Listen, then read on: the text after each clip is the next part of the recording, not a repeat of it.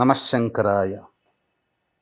ఈరోజు మనం పాద నమస్కారం ఎలా చేయాలో తెలుసుకుందాం.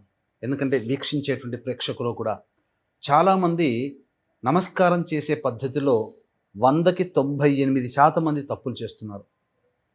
ఎలా చేస్తున్నారు పాద నమస్కారము? పెద్దవాళ్ళ ఆశీర్వచనం అంటే ముత్తైదుల ఆశీర్వచనము, లేదా పెద్దవాళ్ళ ఆశీర్వచనము, పండితుల ఆశీర్వచనము, చదువు చెప్పిన గురువుల ఆశీర్వచనము, ఎవరి ఆశీర్వచనం తీసుకోవాలన్నా చాలామంది ఇలా నమస్కారాలు పెట్టి ఇలా కళ్ళకద్దుకుంటున్నారు.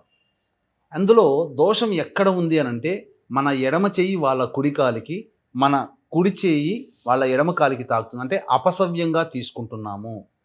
కాబట్టి పాద నమస్కారం చేసే విధానంలో మన ఎడమ చెయ్యి ఎదుటి వాళ్ళ యొక్క కుడి కాలుని, మన కుడి చెయ్యి ఎదుటి వాళ్ళ యొక్క కుడి కాలుని టచ్ చేసి అప్పుడు కళ్ళకద్దుకోవాలి.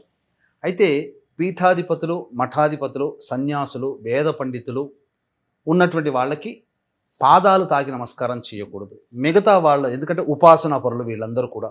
కాబట్టి మిగతా వాళ్ళకందరికీ కూడా మనం ఈ యొక్క పాద నమస్కారాన్ని ఈ విధంగా చేసుకొని ఇలా కళ్ళకద్దుకోవాలి తప్ప డైరెక్ట్గా ఇలా పెట్టకూడదు. డైరెక్ట్గా మనం అనేక సీరియల్స్లో, సినిమాల్లో చూస్తున్నాం. డైరెక్ట్గా ఇలా 2 కాళ్ళకి ఎదురుగా 2 చేతులు ఆనిచి పెట్టడం వల్ల వాళ్ళ ఆశీర్వచన బలం మనకు లభించదు.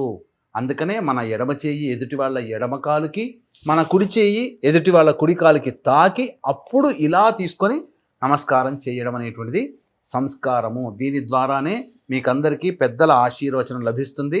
అలాగే ఆశీర్వచనం ఇచ్చేవాళ్ళు, ఆశీర్వచనం తీసుకునేవాళ్ళు ఎవరైనా కానీ తూర్పు పడమరల వైపే ఉండాలి తప్ప ఉత్తర దక్షిణం వైపు ఉండి తీసుకోకూడదు అని నియమము.